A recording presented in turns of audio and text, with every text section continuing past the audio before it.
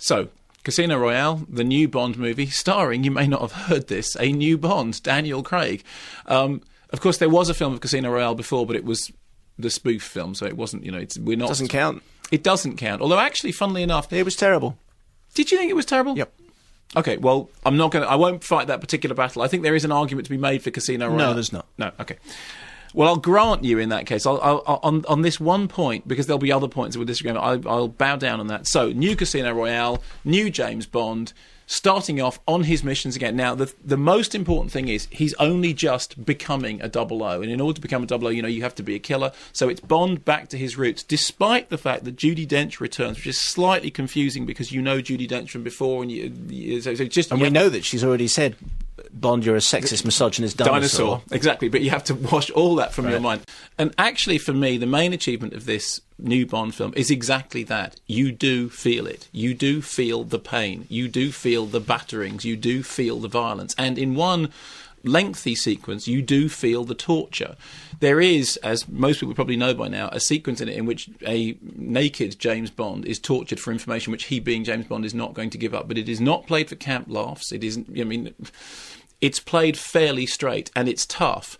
And they cut the movie down from the original 15 rating to get a 12 rating, but I still think it's top level 12 rated stuff. It's not a kids movie. It's a movie, unless kids have really toughened up since I was a kid. Since you were looking last. Yeah, exactly. I mean, obviously that was a very, very long time ago. But it is a movie in which people get battered, bruised, knocked about, they fall off cranes. They do all the James Bond stuff, but they actually get injured.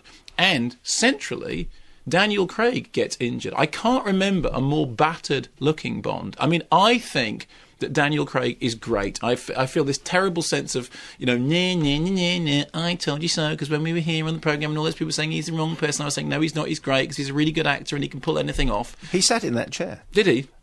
Though it was a proper chair and he didn't get a rope in an inconvenient place. That's right. I think it was for layer cake he came in. Yeah, that's right, yes, exactly. Yeah. And that was around that time that it was happening. In fact, apparently, it was at the BAFTA Awards last year that he sat on a table with Pierce Brosnan, and he had the conversation with Pierce Brosnan about should he, shouldn't he.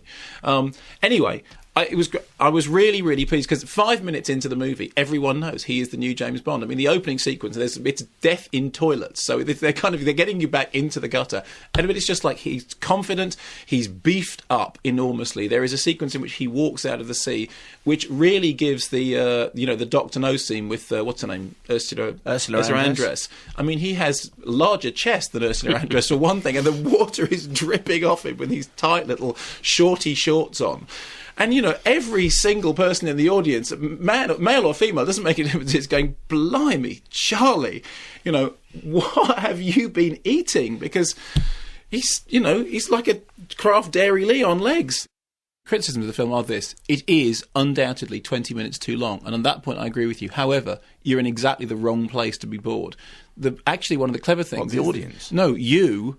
are being bored in the wrong part of the film. So if I'd sent... Oh, sorry about that. Tell me, when should I have been bored then? Well, if I'd sent you to re-edit the film to take out the 20 minutes or maybe 18 minutes that it really needs Roger Corman to take out of it, you would have taken out the wrong 18 minutes and left in the boring bit, which is actually closer toward the end. And I thought it was quite impressive how much tension they managed to get into the card game, considering the psychological warfare that's going on in that card game. And I don't play cards and I don't understand cards, and it is true that watching people playing a game that you don't understand can be very tedious. I thought they actually handled that rather well.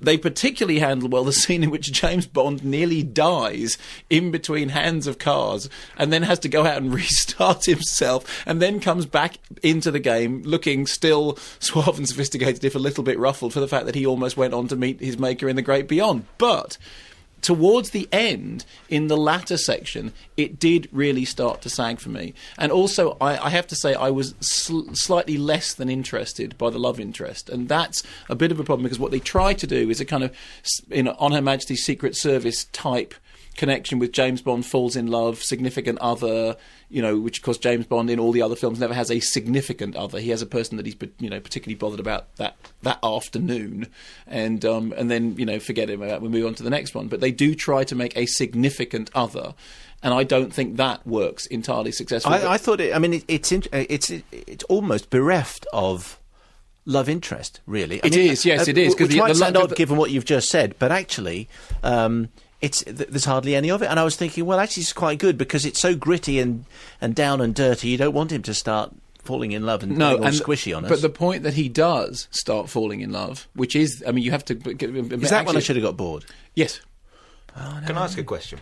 Yeah, certainly. They're not going to do it's not any about more cricket, is it? No, like this, are they? I mean, they're going to go back. I thought it really worked well for what it was now. I'm not sure we were quite ready for another James Bond Saves the World film again. Right. But they're going to go back to that, aren't they? I have absolutely no idea. I have absolutely no idea. It'd be very interesting to see where they go from here, because obviously all the books are done. Well, in fact, Phil Worthington says, what's the chance of them all, perhaps, apart from the early Sean Connery ones, being remade in the same style? After all, most of the movies only bear a passing similarity to the books and are largely dreadful pastiches, says Phil. Well, of course, in the case of From Russia with Love, there bear no similarity whatsoever. So, yes, it would be interesting to go. But the other problem is, of course, that the Ian Fleming books are set in a very specific time.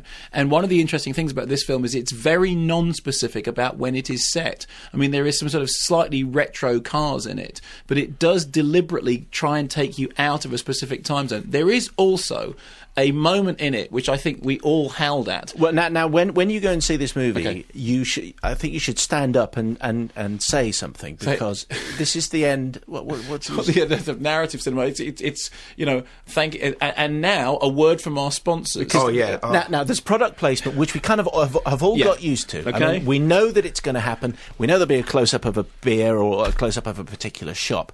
However, there is a moment which is on a train which is breathtaking. And you think, surely that he's going to turn it into a joke or something, but no, he just says, no, I'm wearing an Amiga watch. But you know what you should all do? 5 million? Here's what you should do. You should all stand up in the cinema and shout, Timex! Do you think that'll work? Yeah, or swatch! Or just boo or something. Just throw things. Presumably, there must have been some kind of... If you mention... Shout, what's the time, Mr. Wolf? That would work. That would work. A national campaign to shout, what's the time, Mr. Wolf, when that moment comes Just prior to that sequence. Here's Mo in Cheadle. I went to see Casino Royale on Thursday at my local multiplex, surprised by just how busy it was at 10:30 in the morning. Overall, I thought the film was excellent. You can see the influences on films such as The Bourne Supremacy. In particular, the flashback scenes at the beginning were particularly well handled, and I think that Daniel Craig has made an excellent Bond. Forget all the nonsense about the blonde hair. However, I must highlight just how ridiculous the amount of product placement was. This has been an ever-increasing issue, most particularly emphasised in the Pierce Brosnan era. However, in Casino Royale, it was very much in your face. I can accept advertising in Aston Martin, but here are just a few additional ones. Bond & Co. repeatedly referring to Sony Ericsson phones. Bond driving a brand new model of a Ford motor car. In fact, that's the longest driving sequence. It's not in the fantastic new Aston Martin, but in the new Ford. But the worst has to be Ava Green's character, Vesper Lind, whilst performing a critique of Bond's character. And then he says, what a beautiful watch. Yeah. I had to stop myself choking on my hot dog, says Mo. The Silverfin books, which are the young Bond, the spin-offs. He loved the film, but he basically was thinking that the whole film is a pre-title sequence. It basically sets up the Bond that we know, the dress sense that he's got, the gun that he likes to use, the reason why he's sort of emotionally cold, and all that. And that's not far off. No, that is really. pretty And then much they get what the it big music at the end. Yeah, that is pretty much what it is. But I think that's fine. Going back to the roots of a character and showing. And again, I refer you back to that line in that clip. He made you feel it, didn't it? And he does. You do feel it, which is something that we haven't done with a Bond movie for a long time. And there's none of that, although there is some CG in it, there's none of that surfing CG of the time that's so... Well, it was the surfing CG and the invisible car. The invisible car almost killed off the entire franchise. The invisible car was actually the low point, wasn't it?